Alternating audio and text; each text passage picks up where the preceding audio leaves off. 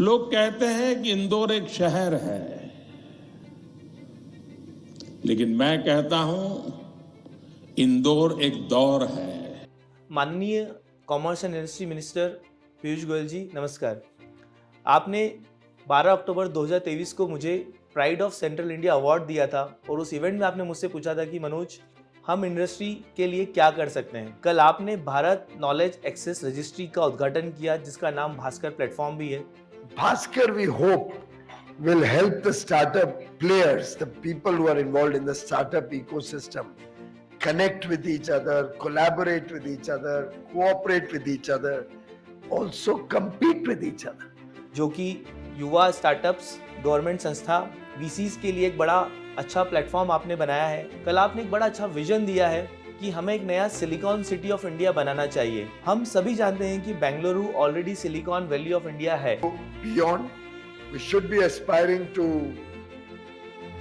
have our own Silicon Valley. While I know that Bengaluru does pride itself, before Prakash takes any objection, I know Bengaluru pride itself on being the Silicon Valley of India. But I think it's time now we also started thinking in terms of maybe tying up with MIGDIC and creating a whole new township dedicated to entrepreneurs and startups and innovators and disruptors, people with ideas. लेकिन इसके बावजूद आपने ये जो एक नया विचार दिया है कि 100 एकड़, 200 एकड़ और 500 एकड़ में एक नया हब बनाया जाए, जहाँ पे entrepreneurs, startups, disruptors, VCs and government organisations एक साथ आकर रहें और एक ऐसी सिटी का निर्माण करें जहाँ से भारत एक नए आयाम की तरफ बढ़ सके। भारत ऑलरेडी आईटी में काफ़ी कुछ अचीव कर चुका है। हमारे यहाँ 1.4 लाख DPIIT रजिस्टर्ड स्टार्टअप्स हो चुके हैं, जिसमें भी आपका है विचार कि हमें यह कार्य NICDC, national industrial corridor development corporation के साथ मिलकर करना चाहिए, जो कि बेसिकली इंडस्ट्रियल सिटीज़ बनाने का काम करती हैं।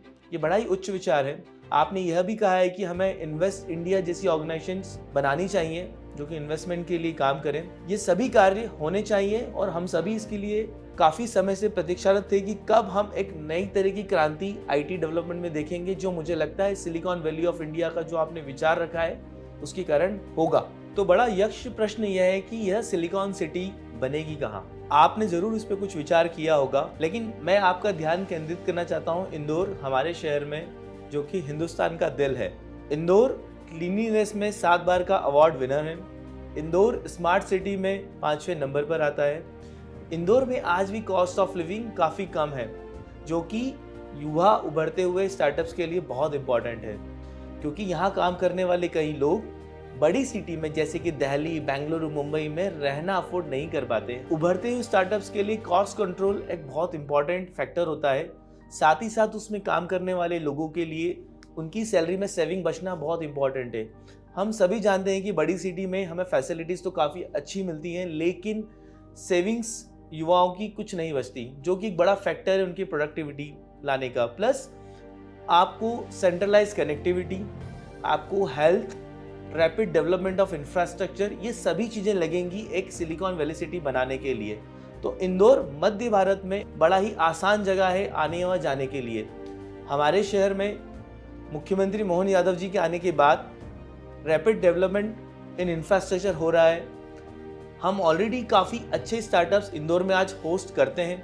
हम चाहते हैं कि आप एक बार इंदौर आएँ, इंदौर के युवा उद्यमियों से मिलें, इंदौर के कल्चर को एक बार और करीबी से देखें, वह समझें कि क्यों इंदौर मध्य भारत में एक आपके सपनों को साकार करने वाला एक शहर बन सकता है।